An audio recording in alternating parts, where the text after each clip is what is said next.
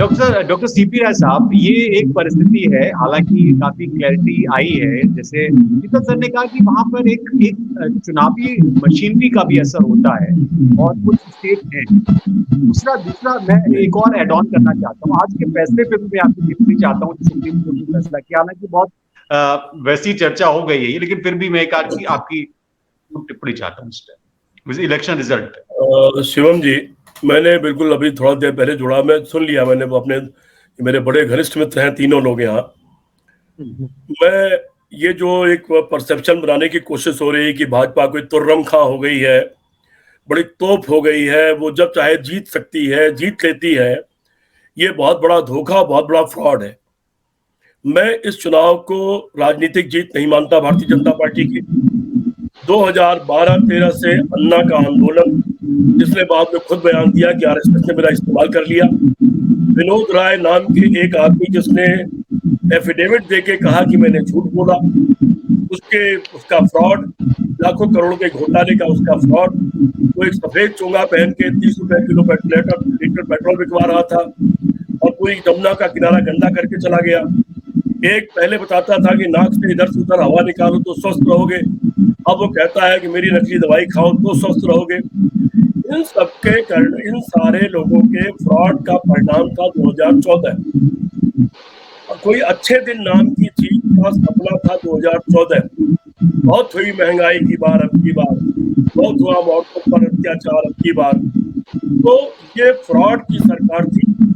2019 सरकार किसी हालत में नहीं बनती, लेकिन हमारे 46 जवानों की शहादत देना या दिलवाना क्वेश्चन मार्क है।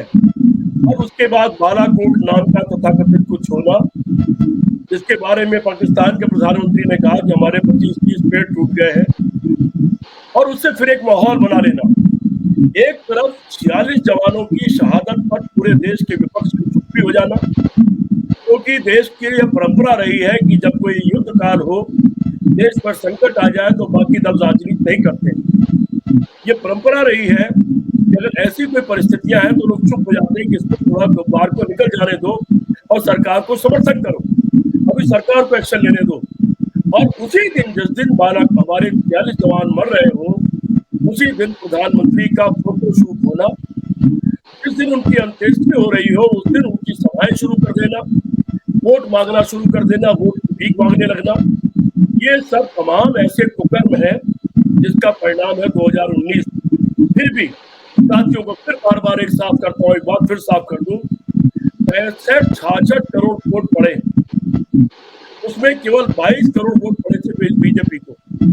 इन सारे कुकर्मों और सारे कर्मों के बाद बाकी वोट अन्य लोगों को पड़े, और 22 करोड़ वोट का मतलब अगर इनको एक तिहाई पड़े तो 12 करोड़ का मतलब 1/5% वोट कांग्रेस पार्टी को भी मिले। और ये तो एक सिंपल फैक्ट है कि एक सीमा तक सीटें कम होती हैं, और एक सीमा का वोट परसेंटेज बढ़ने के बाद 1% पर 50-50, 60-60, 100-100 सीटें बढ़ जाती हैं। ये मेरे तीनों दोस्त जानते हैं।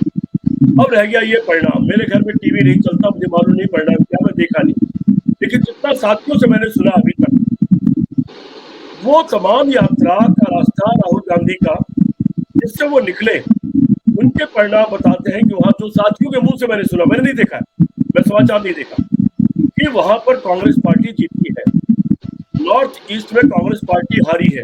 लेकिन क्या ये सच नहीं है कि नॉर्थ ईस्ट में भारतीय जनता पार्टी के पास 0/0 था?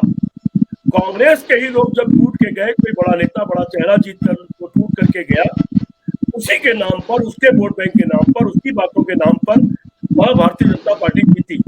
तोड़ फोड़, उधार की राजनीति। हमारे एक और दोस्त हैं, आपके बड़े सीनियर पत्रकार हैं, वो उधार के सिंदूर शब्द का इस्तेमाल करते हैं, अशोक वानखेड़े साहब। तो उधार के सिंदूर की राजनीति है। शीतल भाई ने बहुत अच्छी बात कही, बहुत बढ़ जाओगे तो 25 हो जाओगे, बहुत घट जाओगे तो 16, 15, 14 जो भी हो जाओगे। लेकिन हाँ, ये तो सच है कि महाराष्ट्र में संभवतः 23 सीटें थी, 4-5 आना मुश्किल है। बिहार में 17 सीटें थी, 2-3 पार करना मुश्किल है। बंगाल में संभवतः 20 या 22 थी, वहां पर भी यही स्थिति आने वाली है। आने वाला चुनाव, वहां पिछली बार चूंकि कांग्रेस और सीपीएम लड़ाई में नहीं थी, और मैंने एडवांस में उसके बारे में लिखा था कि ममता बनर्जी पहले से ज्यादा सीट पाएगी, लेकिन 70 के आसपास बीजेपी पाएगी। 4 साल से इसने सारे कर्म कर दिए, पैसा रुपया खर्च करने से लेकर अफवाह उड़ाने, दंगा कराने तक सब कर दिया है। लेकिन वो चुनाव, वो सीटें वो पाएगी जो सीपीएम और कांग्रेस पार्टी लूज करेगी। लेकिन अब वहां पर उसका दौर उल्टा होने वाला, यू टर्न होने वाला है, ये परिणाम बताते हैं। इसलिए मित्र, ये परसेप्शन बनाना कि बड़ी भारी इलेक्शन मशीनरी है, आरएसएस का अगर एक हेडक्वार्टर नागपुर में है तो नागपुर में कांग्रेस बीजेपी इस दौरान सारे चुनाव हारी है।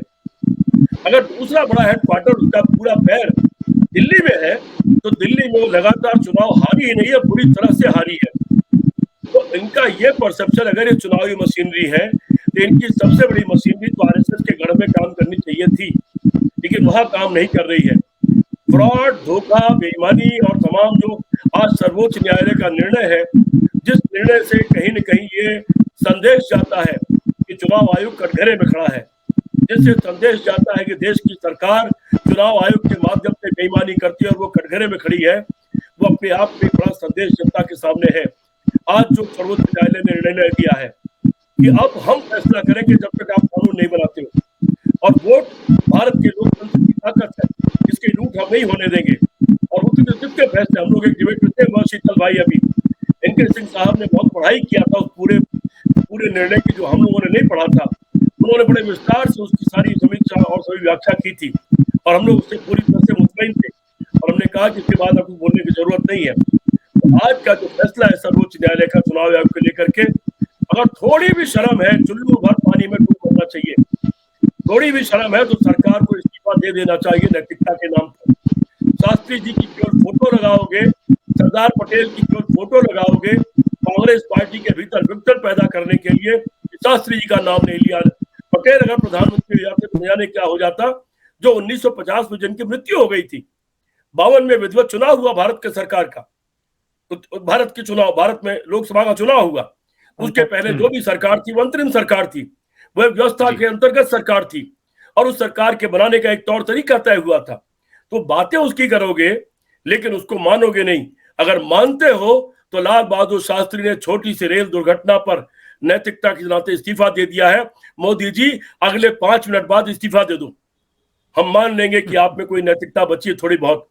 इसलिए मित्र, मैंने तो 13 में लिखना शुरू कर दिया था कि क्या होने जा रहा है, और 15 में लिख दिया था कि मैं मोदी को अजेय मानने से इनकार करता हूं, मैं भारतीय जनता पार्टी को अजेय मानने से इनकार करता हूं। ये ऑन रिकॉर्ड सब कुछ है। और हमारे जैसा अदना सा आदमी, अदना सा एक बहुत साधारण सोचने समझने लिखने वाला आदमी अगर ये मानता है तो देश में भी लोगों को ये मानना चाहिए।